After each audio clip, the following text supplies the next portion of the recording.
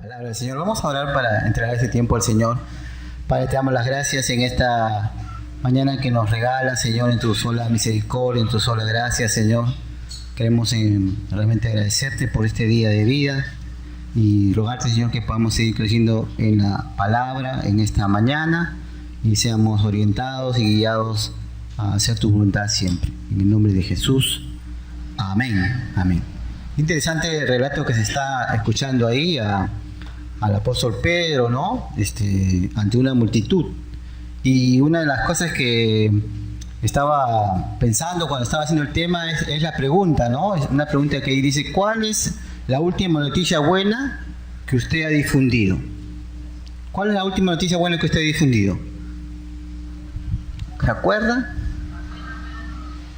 Aparte de la buena nueva de salvación, ¿alguna noticia a su familia? De repente el nacimiento de un niño, puede ser, ¿no? ¿Qué puede ser más? Para el año pasado, por ejemplo, la noticia que más pegó fue que Perú iba al Mundial, ¿sí o no? Después de 36 años, Perú iba al Mundial, todos estaban ahí, ¿no? Esa era la noticia. Y es interesante porque a veces estamos tan rodeados de noticias que son trágicas, funestas, ¿no? Que a veces recalcar una buena noticia es algo que uno no tiene mucho en cuenta, ¿no? Entonces ahí está algunas características de qué cosa es una noticia, ¿no? Dice que es la información sobre algo que se considera interesante de divulgar, es un hecho divulgado, es un dato o información de nuevos referidos a un asunto o una persona, y es la noción o conocimiento sobre una materia o sobre un asunto. Entonces siempre estamos dando noticias, ¿sí o no? Hay noticias que son graves, difíciles, ¿no? Como cuando un familiar está enfermo, ¿no? Y usted va a la clínica o al hospital y el doctor le dice: tiene que usted estar preparado para todo, te dice, ¿no? Entonces tú te sientes, va a pasar algo de trágico, ¿no? O alguna noticia buena, ¿no? De algún ingreso a la universidad, ¿no? O vas a ser papá por primera vez, ¿no? O te llaman de tu trabajo y te han ascendido, ¿no? Hay cosas que son buenas, ¿no? Y las noticias son parte de nuestra vida. Ahora, hay 4 características básicas de las noticias que son buenas, ¿no? Es una fuente confiable, tiene claridad en la noticia y deben ser veraces y ser primeros en anunciarla. No sé, la idea que tiene que ser una fuente confiable es que debe de haber algún testigo de esta noticia, ¿no? Alguien que cuente la noticia para que no sea un rumor, ni un chisme, ni un comentario, sino alguien que esté ahí en la noticia, ¿no? Tiene que haber una claridad en la noticia en el sentido de que puede ser explicada, ¿no? Puede tener una actitud correcta de qué cosa era la noticia, ¿no? Y debe ser veraz, o sea, debe haber una fuente confiable siempre en la noticia, ¿no? Y la más última situación es que debe ser anunciada. Toda noticia, para que sea realmente contundente, tiene que ser anunciada, ¿no? Y entonces nosotros somos portadores de muchas noticias, a veces favorables, a veces desfavorables, ¿sí o no? Y a veces son de carácter, digamos, de poca consideración, pero también a veces es de amplias situaciones, ¿no? Y el apóstol Pedro era un hombre que tenía una noticia para dar, ¿no? Era un hombre que realmente había forjado una situación de tener que dar una noticia extraordinaria, ¿no? La noticia de la resurrección de Jesús, ¿no? Y entonces ahí está el apóstol Pedro en este auditorio judío, tratando de volcar en ellos esta buena noticia, ¿no? Por eso hoy día vamos a ver las 3 características básicas de la evangelización, ¿no? En el sentido de que la iglesia iba a ser ya parte de testimonio hacia los perdidos. Y entonces vemos ahí a Pedro, ¿no? Pedro, un hombre de Dios que antes de tener el Espíritu Santo, él era solamente un pescador, un hombre muy temeroso, había negado a Jesús 3 veces, estaba con los 120 ahí en el aposento alto, con mucho temor de la persecución, porque ya al maestro le habían crucificado, y Pedro tenía mucho temor porque realmente él podría ser uno de los sacrificados, y tenía mucho miedo quizás, ¿no? De hablar de Cristo a la gente. Y entonces Pedro es un hombre que realmente, a la hora que Jesús les hace las promesas, él cree también en la promesa del Espíritu Santo, y Jesús le dijo que no se vayan de Jerusalén hasta que hayan recibido el Espíritu Santo. Y entonces Pedro está con los 120 ahí en el aposento alto esperando esta promesa de Dios. Y es interesante que cuando Pedro ya conoce y tiene el Espíritu Santo en su vida, es transformado. De pescador, ahora es pescador de hombres, ¿no? De estar temeroso, ahora está ante un auditorio grande de los judíos.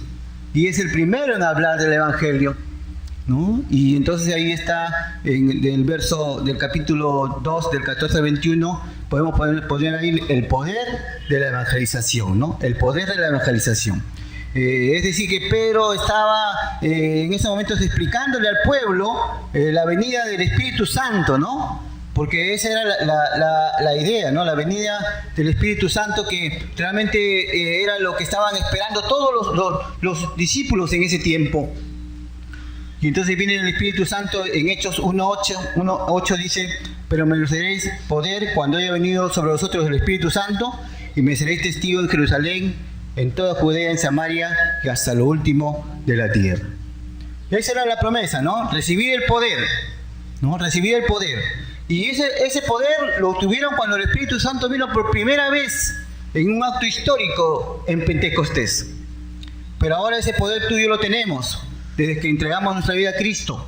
Porque cuando entregamos nuestra vida a Cristo tenemos el poder del Espíritu Santo ya en nuestra vida. No hay que esperarlo, no hay que esperar a recibir, sino ya lo tenemos.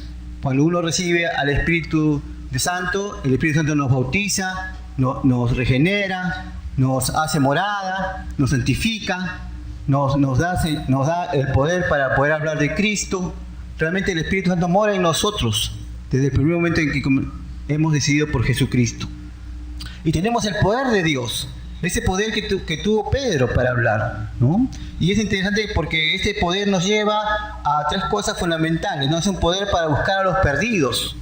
Si usted tiene el poder de Dios, ese poder para poder tener ese deseo de búsqueda por los perdidos, por los que necesitan a Dios, ¿no? Es el poder que también realmente nos lleva a declarar a Jesús como el Hijo de Dios.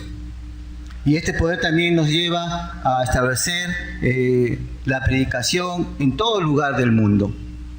Entonces usted y yo tenemos ese poder de Dios para hablar de Cristo. Y si usted se ha convertido a Cristo y es un hijo de Dios, tiene ese poder. No vaya a decir: pastor, todavía no tengo ese poder, estoy buscándolo. No, ya lo tiene. Desde que se convirtió a Cristo ya lo tiene. Y ese poder que va a llevar para que usted pueda evangelizar, que pueda predicar, ¿no? Es interesante que es necesario siempre tener en cuenta el actuar del Espíritu Santo en nuestra vida. Por eso que el apóstol Pedro ahí está explicándole lo que estaba aconteciendo, ¿no? Había venido el Espíritu Santo, estaban hablando de otras lenguas. Sin embargo, Pedro se levanta y habla de auditorio en el idioma original de ellos y les cuenta cuál era la situación por la cual estaba aconteciendo en ese tiempo. La promesa del Espíritu Santo se estaba haciendo realidad. Y hermano, es algo que realmente debemos tener en cuenta. Porque así como el Espíritu Santo vino en Pentecostés y cambió a esa gente, cuando el Espíritu Santo viene a tu vida te va a cambiar, te va a dar el poder, va a estar obrando en tu vida. Eso es lo ideal. Por eso hay dos cosas fundamentales que el apóstol Pedro está hablando ahí, ¿no? El Espíritu Santo ha venido y está diciendo también que el Espíritu Santo mora ahora en la vida de los creyentes, ¿no? Entonces, dos cosas fundamentales que están sucediendo en esos momentos en ese histórico, en Hechos, ¿no? El Espíritu Santo ha venido ya, la promesa del Señor se ha cumplido. Revisáis podéis cuando haya venido el Espíritu Santo sobre vosotros y me seréis testigos. Y la otra cosa es que el Espíritu Santo ya mora en la vida de todos los creyentes. ¿Usted tiene el Espíritu Santo? ¿Seguro? ¿Usted es morada del Espíritu Santo? ¿Es la casa de Dios? Algunas casas chiquitas como yo, pero grandes como usted. Y si tiene el Espíritu de Dios, entonces ¿tiene el poder de Dios? Ayer me dijeron, ¿tiene el poder de Dios o no? ¿Tiene el poder de Dios para testificar a la gente de Cristo? Amén. Amén. Entonces tenemos ese poder del Espíritu Santo. Eso nos debe llevar realmente a decir: Señor, estamos capacitados para emprender la tarea de la evangelización. Y es interesante que Pedro está ahí en ese auditorio, ¿no? Predicándoles a los judíos, ¿no? De lo que es el poder del Espíritu Santo, ¿no?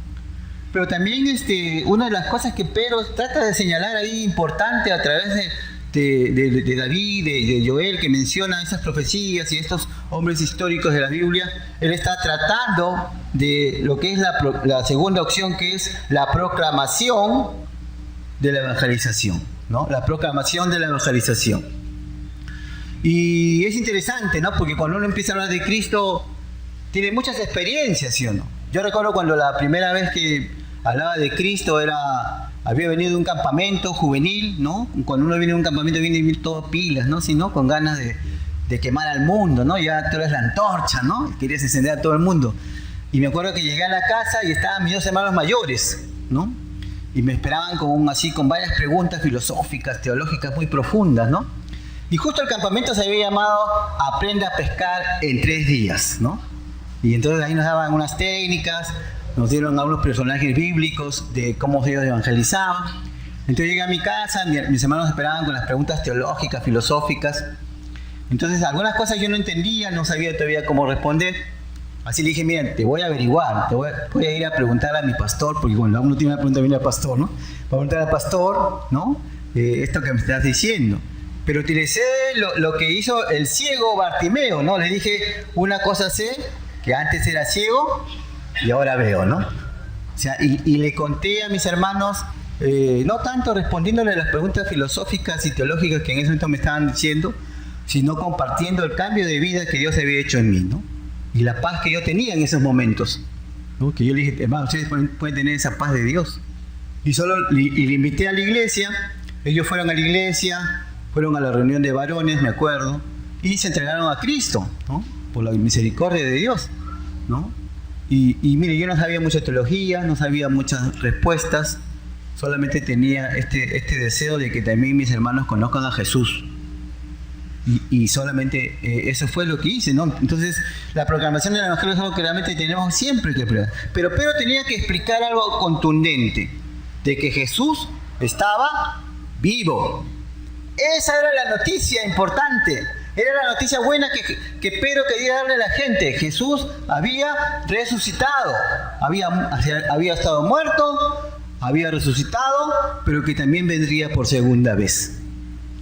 Y Pedro está contándole a la gente que este Jesús está vivo, porque él lo había visto. Él había comido con él. Había ido a la reunión con los apóstoles.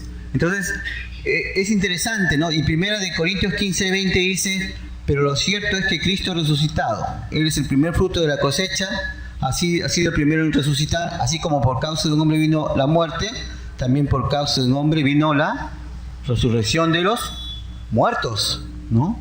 Y dice que Jesús es la primicia de la resurrección, ¿no?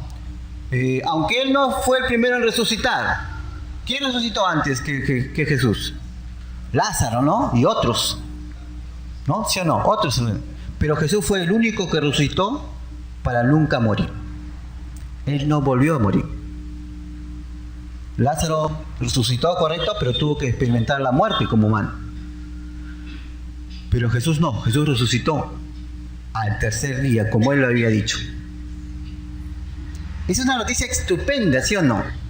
Nuestro Cristo, nuestro Salvador, nuestro Señor, ha resucitado. Y fue una noticia estupenda, contundente. Y es interesante, ¿no? Porque Pedro está ahí tratando de evidenciar, ¿no? Este manifiesto, el hecho de que Jesús ha sido el primero en resucitar, ¿no? Y también por el hecho de que por él también, por causa de él también, viene la resurrección de los muertos, hermano. O sea, usted y yo vamos a resucitar, ¿por qué? ¿Porque viene a la alianza de Chorrillos? ¿Porque viene al culto de la mañana sacrificando su día? Va a resucitar porque Cristo ha resucitado, hermano. Y si usted es creyente en Cristo, ¿va a resucitar o no? En el tiempo de Dios, ¿sí o no? Y estaremos junto con Él, ¿sí o no? Entonces, es interesante porque a veces la resurrección no la vemos así. La vemos como algo lejano. lo vemos como algo, uy, bueno, ya, ¿no? Y es interesante porque cuando uno empieza a estudiar sobre la resurrección, ve que es algo maravilloso, hermano, ¿no? Cuando la resurrección exista y va a existir porque Dios lo ha prometido, entonces podemos ver los muertos en Cristo con nosotros. Interesante, ¿no? Porque es una promesa que va más allá de lo temporal, va a la eternidad, hermano. Tú y yo vamos a ser resucitados con un cuerpo diferente. Yo quizás sea más grande, no sé.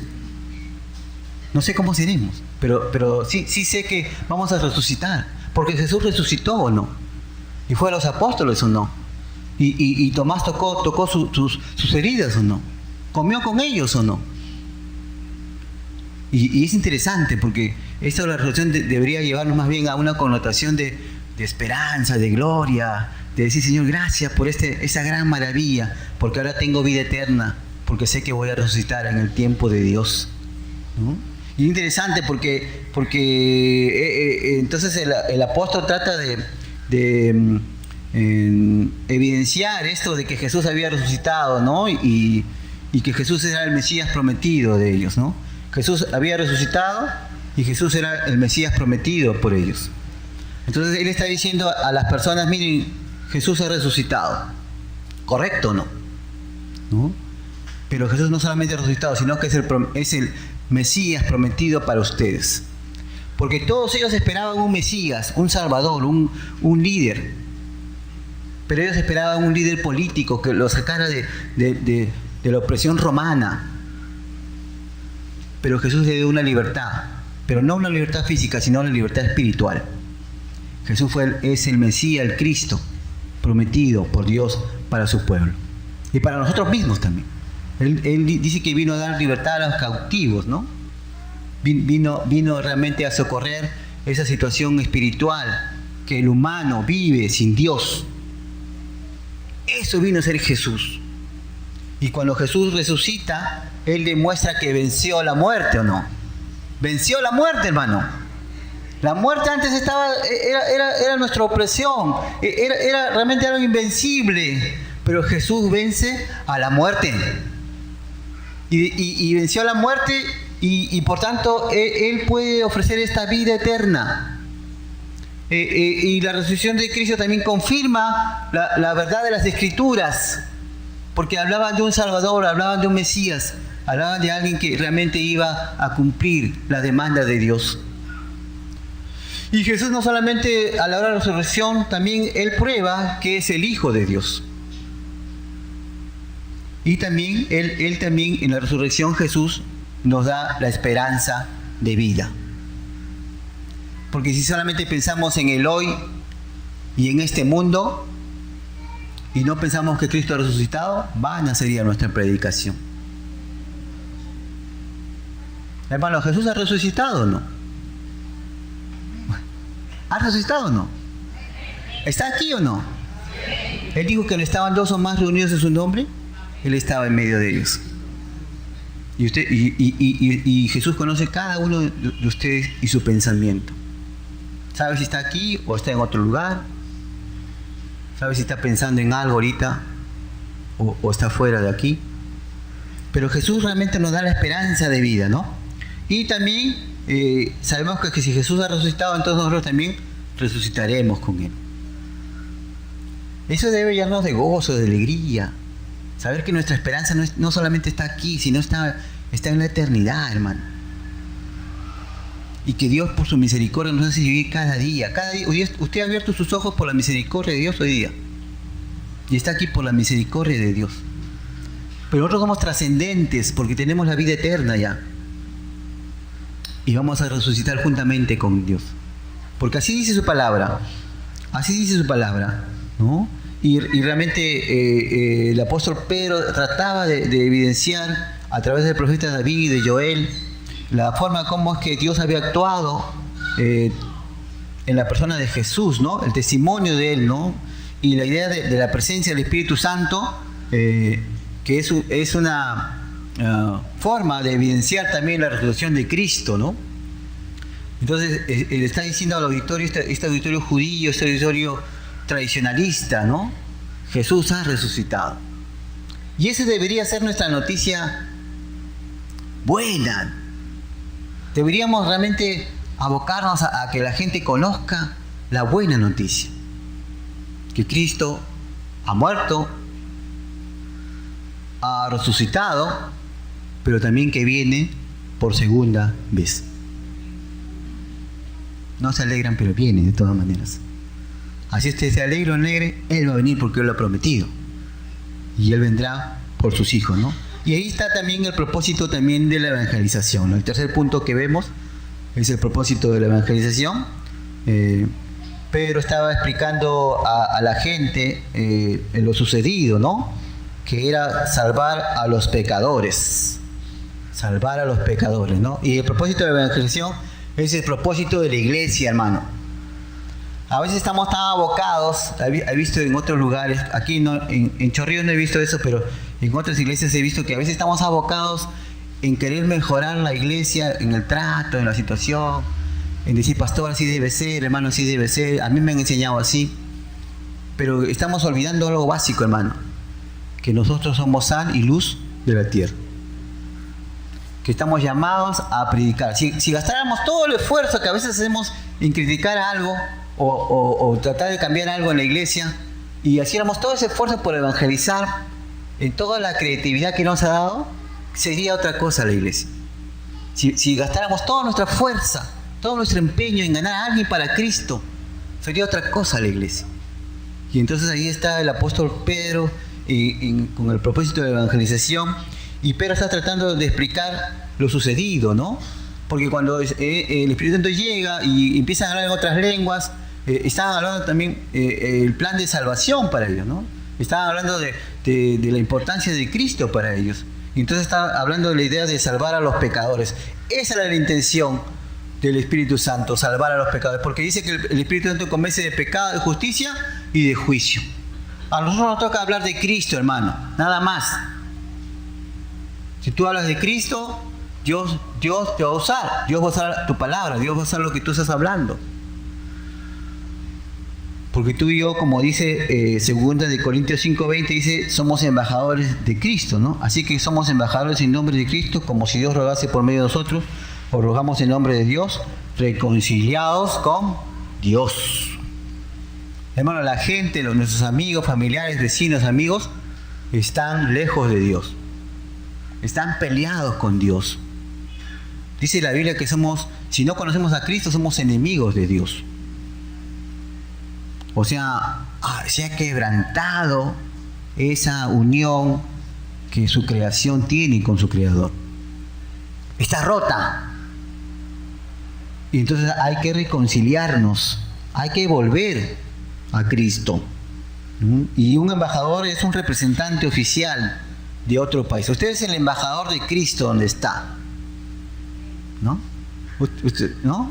Cuando un país se pelea con otro país, ¿qué hace? Saca a su embajador, ¿sí, no? Donde rompen relaciones diplomáticas, ¿no? Traen al embajador de ese lugar. Y cuando traen al embajador de ese lugar, quiere decir que en ese lugar ya no hay un representante de ese país. Ya no hay una relación en ese país. Entonces usted y yo somos los embajadores de Cristo.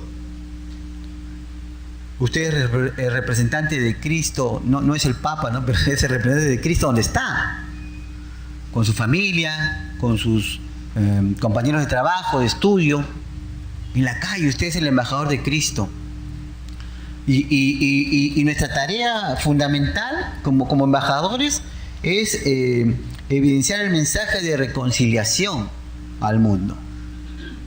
Esa es nuestra tarea como representantes de Cristo. Decirle a la gente que necesita de Dios. Y entonces ahí está la situación. A veces no tenemos esta responsabilidad muy a criterio, ¿no? Dejamos esta responsabilidad y la convertimos con algo liviano. Sin embargo, un embajador tiene y siempre tendrá una responsabilidad, representar a un país. Y usted es un representante de Cristo donde está. Mire qué alto privilegio. Ahí donde está, en su casa, en su centro de estudios, en su trabajo, acá en la iglesia también.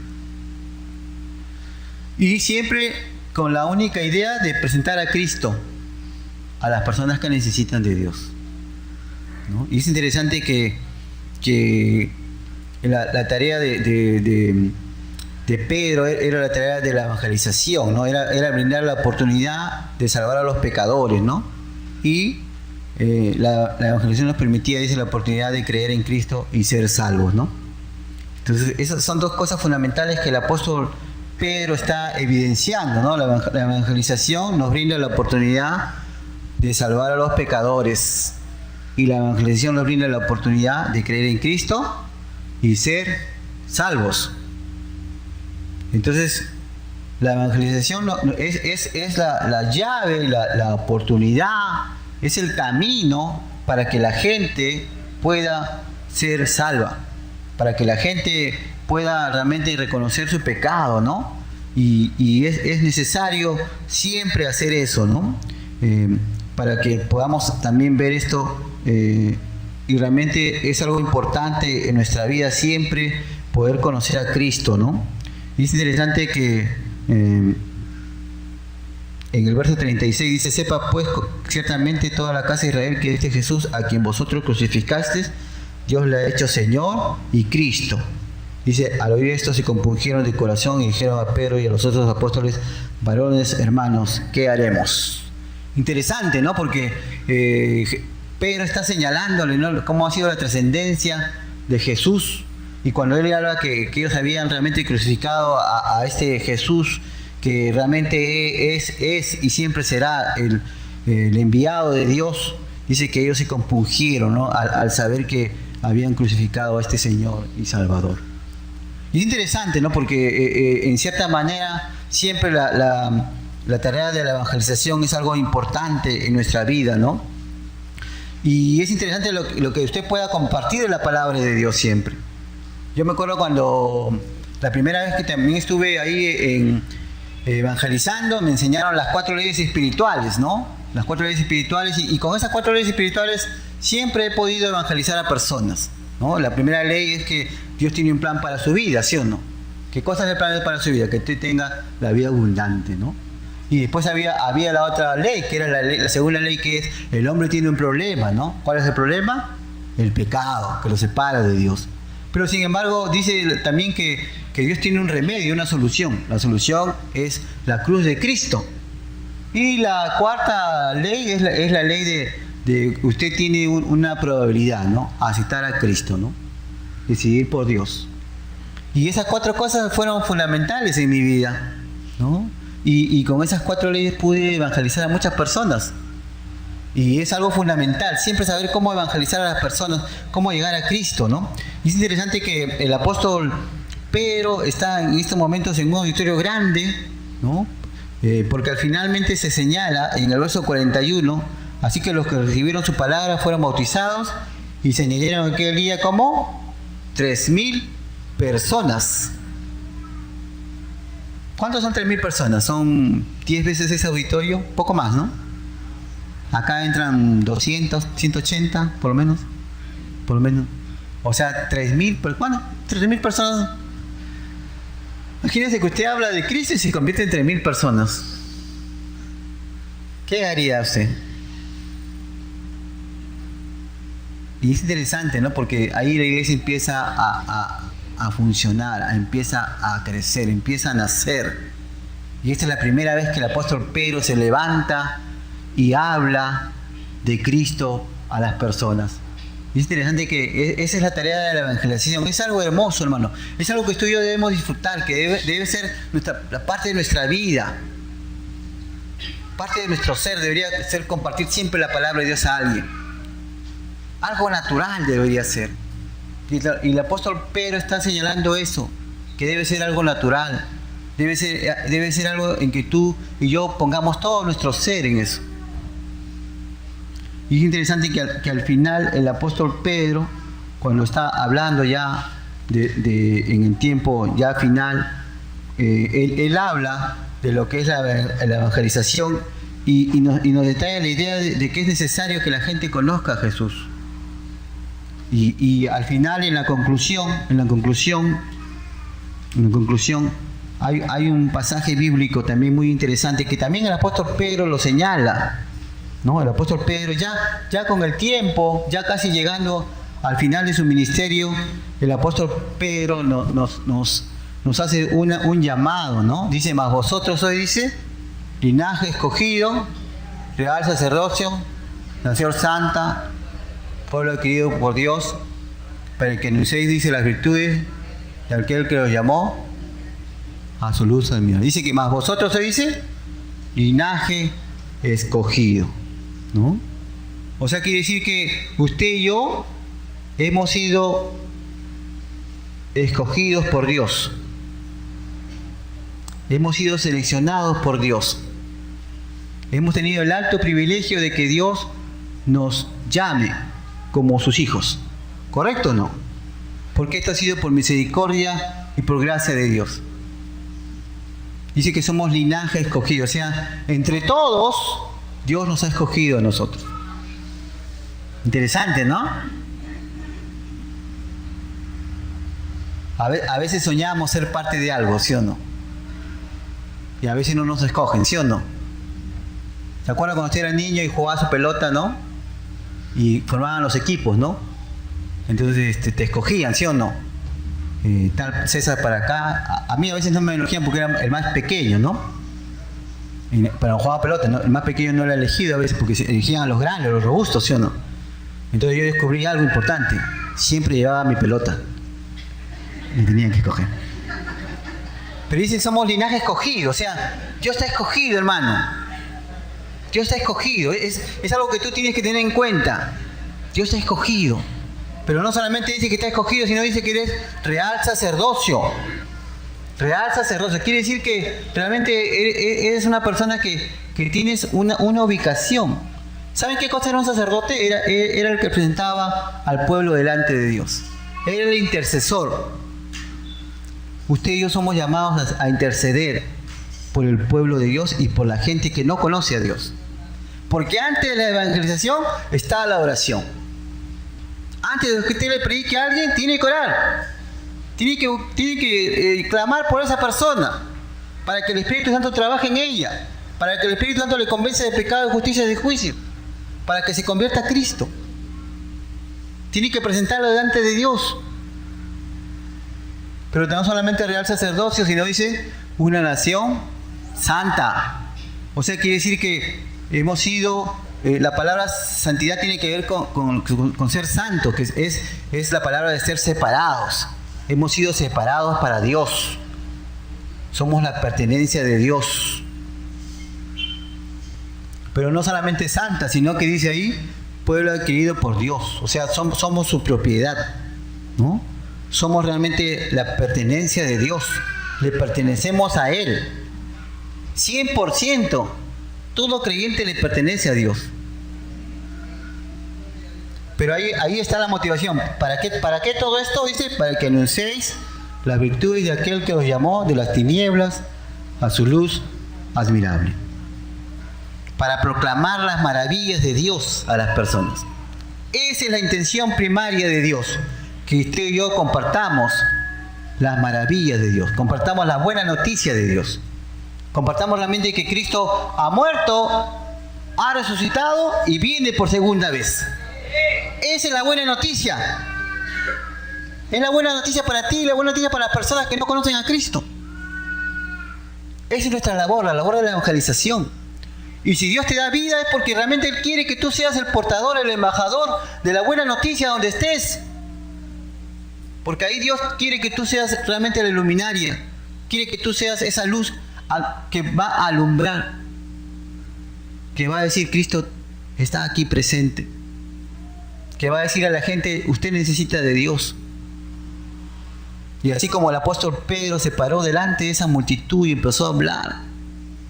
Ya con la valentía, con el arrojo, con la verdad, con la convicción. Dando la buena noticia. Así usted tiene que hablar de Cristo a otras personas. Y tiene que ser algo natural. Esa es nuestra responsabilidad, hermano. Por eso es que la Gran Comisión dice ir y predicar. Ir y hacer discípulos. Esa es nuestra gran comisión. Cada vez que usted abra los ojos, está facultado para hacer la gran comisión de la evangelización. Y tiene que hacerlo diariamente, todo el tiempo, Dios. Hablar de Cristo es algo que debe ser natural en nuestra vida. Entonces, si usted es creyente, tiene esa necesidad de Cristo en este tiempo. Pero de repente usted no conoce a Cristo y está acá en este auditorio, ¿no? Y ha escuchado, viene por primera, segunda o tercera vez y nunca ha hecho una decisión por Jesús. Entonces su primera opción es aceptar a Cristo como Señor y Salvador de su vida. Así como lo hicimos muchos de nosotros. Y si usted nunca ha hecho una decisión por Jesús, dice la palabra de Dios que hoy es el día de la salvación. Hoy es el momento de la salvación. Y el libro de Primera de Juan nos dice que Dios nos ha dado vida eterna y esta vida está en su Hijo, ¿no? El que tiene al Hijo tiene la vida. Y el que no tiene al Hijo de Dios no tiene la vida, ¿no? Y dice ahí, estas cosas escribo para que creáis en el nombre del Hijo de Dios, para que sepáis que tenéis vida eterna y para que creáis en el nombre del Hijo de Dios. Es decir, que si usted conoce a Cristo, entonces usted tiene la vida. Pero si usted todavía no ha decidido por Jesús, usted no tiene la vida. ¿No quisiera tener la vida eterna como lo tenemos muchos de nosotros? Vamos a orar por ese momento. Vamos a orar. Señor, te damos las gracias en esta